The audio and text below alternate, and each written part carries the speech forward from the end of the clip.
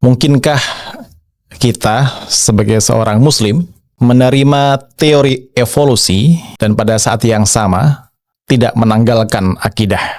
Atau sebaliknya, bisakah kita tetap menjaga akidah sebagai seorang muslim, tapi pada saat yang sama menerima evolusi?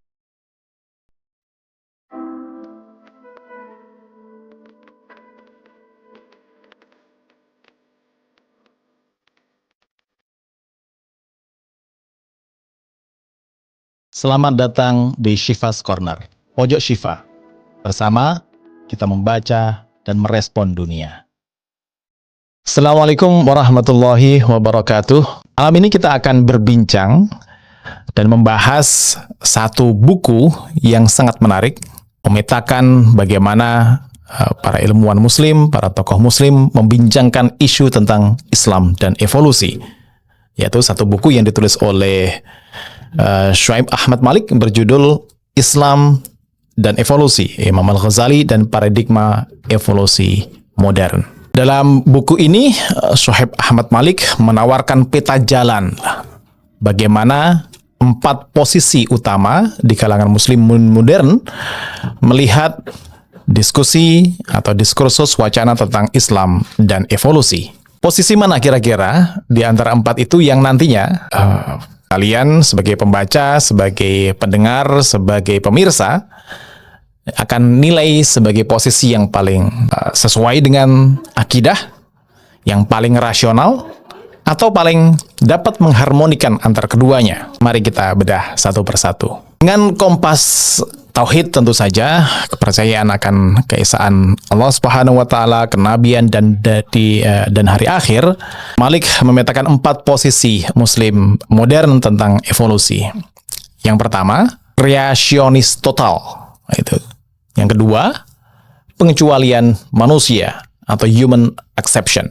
Yang ketiga, pengecualian Adam, Adamic exceptionalism. Dan yang keempat, tanpa pengecualian atau no exception.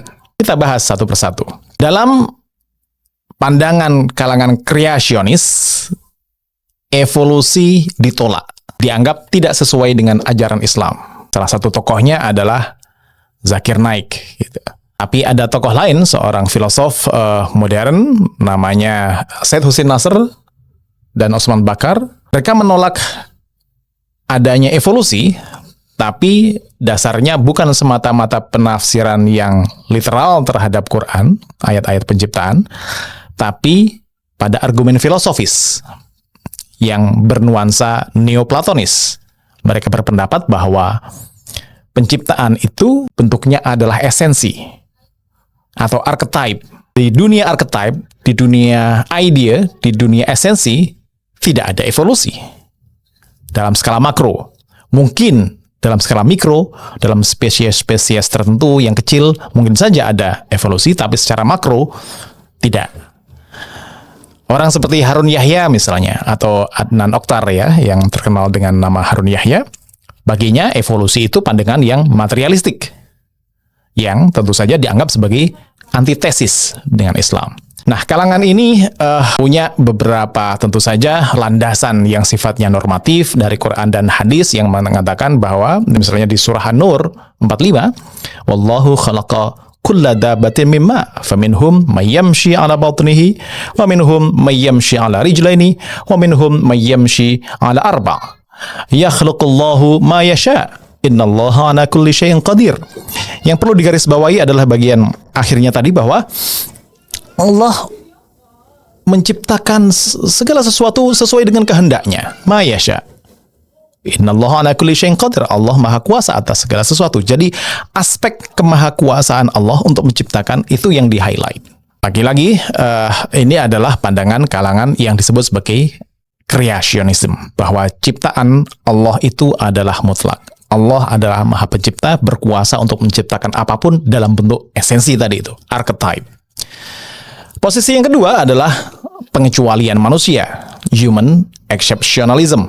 Nah, gagasan utamanya adalah evolusi itu berlaku untuk seluruh makhluk non-manusia.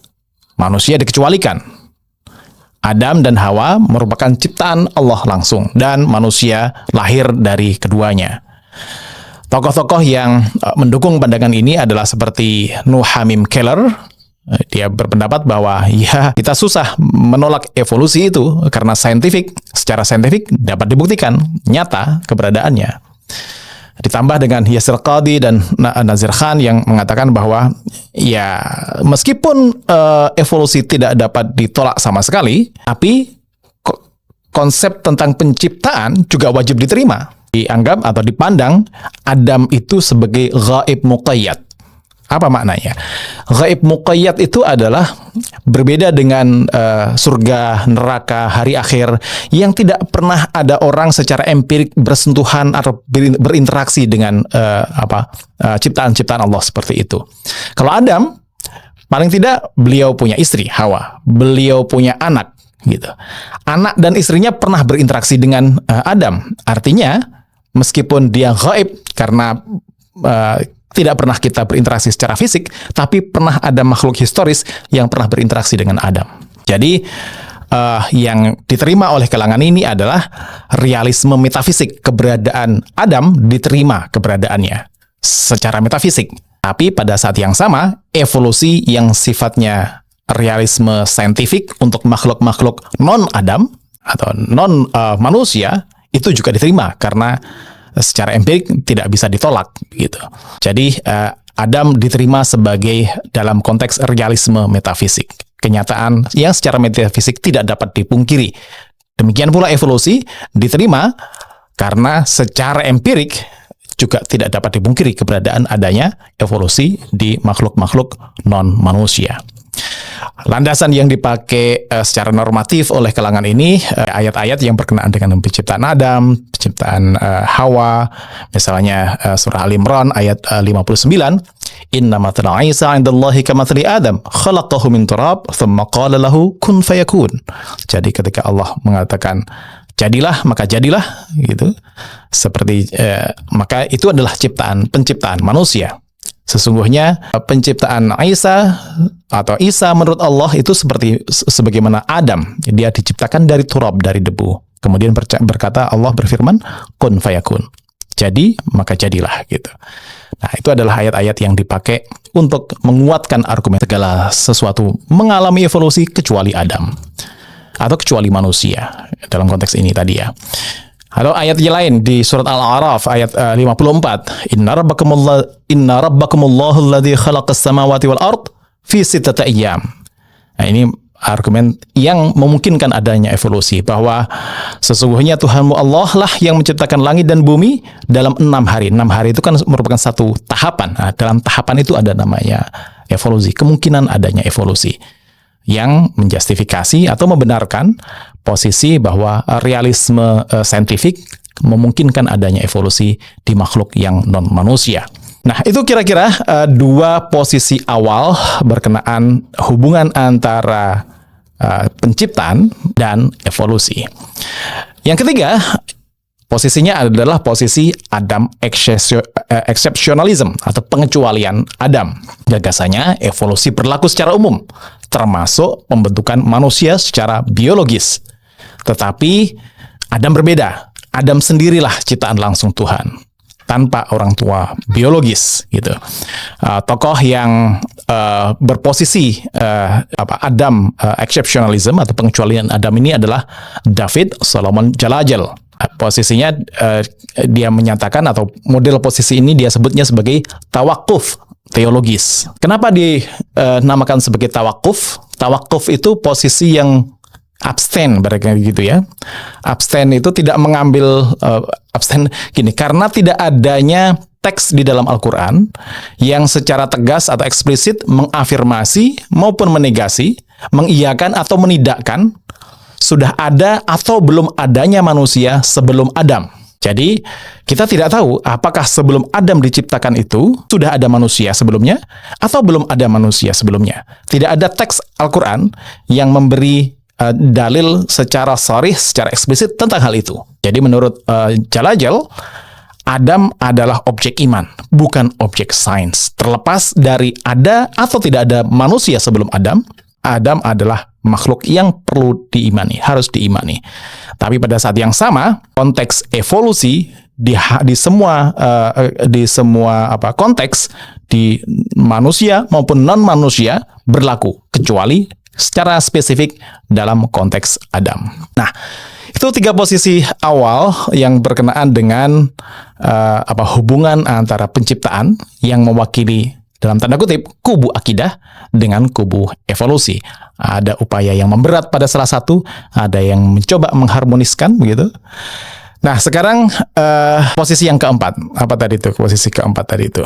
Sama, kalau ini argumen dari Adam exceptionalism ini kurang lebih sama dengan yang di atas, yang human exception, bahwa yang penciptaan pertama itu ya Adam, itu adalah realitas metafisik yang perlu dipercayai, bukan untuk ditolak begitu. Nah, yang keempat posisinya adalah yang disebut sebagai tanpa pengecualian, NE, no exception. Bagi mereka evolusi berlaku untuk semua, termasuk pada konteks Adam. Nah, bagaimana bisa? Kira-kira begini. Ada yang orang seperti Rana Dajani, seorang pakar biologi molekuler. Dia berpendapat bahwa Quran bukan kitab sains dan manusia punya keterbatasan hermeneutis untuk menafsirkan Al-Quran. Tapi dia juga mencoba kemudian menafsirkan Al-Quran. Di Al-Quran itu ada 2 kata paling tidak yang dipakai untuk merujuk, untuk melihat konsep manusia. Yang pertama adalah bashar, yang kedua adalah al-insan gitu. Dalam pandangan Rana Dajani, bashar itu dilihat sebagai homo atau hominid, makhluk yang berdiri tegak, berjalan secara tegak, kira-kira begitu. Sementara insan itu adalah homo sapiensnya. Apa perbedaan antara keduanya? Misalnya dia menafsirkan 2 surah, ada surat Shad ayat 71 yang berbunyi idz qala rabbuka lil malaikati inni khaliqum basyaram min tin. Saya menciptakan bashar manusia, tapi manusia dalam kacamata Rana Dajani adalah yang homo atau hominid atau makhluk yang berjalan secara tegak tadi itu. Sementara di surah At-Tin ketika Allah berfirman, laqad khalaqnal insana fi ahsani taqwim, khalaqnal insana, insan itu adalah homo sapiens gitu. Nah, para mufasir atau para ilmuwan yang lain mengatakan periodenya ada 3. Pertama, manusia sebagai bashar tadi diciptakan dari material tanah. Terus tahap kedua, menjadi konkret sebagai seorang manusia, tapi belum ada tiupan ruh di situ. Nah, ketika ada tiupan ruh itulah gitu, itu yang disebut sebagai al-insans, homo sapiens. Ya. Nah, itu yang membenarkan penafsiran mereka bahwa teori evolusi itu tidak bertentangan dengan wahyu. Apalagi orang ilmuwan seperti Muhammad Iqbal misalnya mengatakan bahwa kata Adam di dalam Al-Quran itu adalah simbol saja, simbol turunnya manusia dan kemanusiaan dan kemanusiaan ke bumi, bukan manusia yang konkret historis. Gitu. Dan di dalam Qasum juga punya kaidah lah kira-kira bahwa tidak ada konflik antara akal dan wahyu. Ketika ada konflik, maka perlu ada tingkatan-tingkatan interpretasi. Ada pluralisme interpretasi, itu harus diterima. Ada ragam tafsiran gitu. Dan Adam bisa juga dimaknai secara metaforik atau simbolik sebagai turunnya manusia. Tidak harus Adam sebagai seorang person. Orang seperti Shanafas dan Basir Al-Tai mengatakan bahwa Adam itu bapak spiritual manusia. Jadi, kenapa bapak spiritual? Karena Adam itulah di mana tiupan ruh Allah, ruhi, itu bermula. Jadi, manusia dalam komposisinya yang sempurna, di dalamnya ada ruh Allah, itu ada pada Adam. Jadi, tetap melalui proses evolusi. Nah, itu adalah beberapa 4 pendapat tadi itu, dan mensuplainya kalangan yang non-exceptionalism ini tadi, yang tanpa pengecualian ini tadi dengan menggunakan misalnya di surah Nuh disebutkan walaqad khalaqakum atwara, dan aku menciptakan, dan Allah telah menciptakan engkau atwara dalam tahapan-tahapan. Ada yang menerjemahkan dalam tingkatan-tingkatan. dengan menggunakan surah As-Sajdah juga ayat 7. Alladzi ahsana kulla syai'in khalqahu. Dan dialah yang memperbaiki atau menyempurnakan segala sesuatu dalam ciptaannya, dan memulai ciptaannya itu, ini kelihatan di situ, wa bada'al khalqal insana, dan dia memulai menciptakan insan, manusia yang homo sapiens tadi itu, itu adalah landasan-landasan kalangan yang berpandangan bahwa tidak ada pengecualian dalam evolusi itu. Nah, itu kira-kira 4 pandangan bagaimana hubungan antara teori evolusi dan teori penciptaan dalam pandangan kalangan ilmuwan. Tentu saja kalau yang punya pandangan dalam konteks buku ini ya, Islam dan evolusi ini, kalau kerangka yang dipakai adalah Al-Ghazali, maka hal-hal yang mengutamakan kemahakuasaan Allah itu dapat diterima. Maksudnya dapat diterima, dapat menerima evolusi dalam konteks human exception, dalam konteks penciptaan, dan apalagi dalam konteks Adam exception. Tapi kalau yang no exception tampaknya sulit diterima dari kacamata Ghazalian. Nah, sekarang dari empat posisi tadi, kreasionis yang menjaga makna literal Al-Quran dalam konteks penciptaan, terus kemudian human exception, pengecualian manusia, sains untuk non manusia, evolusi oke untuk non manusia, tapi manusia tidak mengalami evolusi. Terus kemudian Adam exception, pengecualian Adam, bahwa semua mengalami evolusi, manusia maupun non manusia, tapi kecuali Adam. Dan yang keempat, semua kena evolusi, termasuk Adam, dalam pengertian yang metaforik dan simbolik gitu. Nah, dari diskusi kita tadi, coba kita renungkan, kita pikir kira-kira mana yang paling aman secara teologis, yang paling tidak kontradiktif dengan akidah. Yang kedua, mana yang paling masuk akal, atau mana yang paling tepat mengharmoniskan gitu ya, atau mengintegrasikan antara akal dan wahyu, antara sains dan akidah. Dan terakhir, menurut pemirsa sekalian, menurut teman-teman, mana yang paling tepat buat kita pegangi untuk mengarungi era modern yang ditandai dengan ketinggian ilmu pengetahuan dan teknologi ini. Tunggu pendapatnya. Sampai ketemu di Syifas Corner berikutnya. Assalamualaikum warahmatullahi wabarakatuh.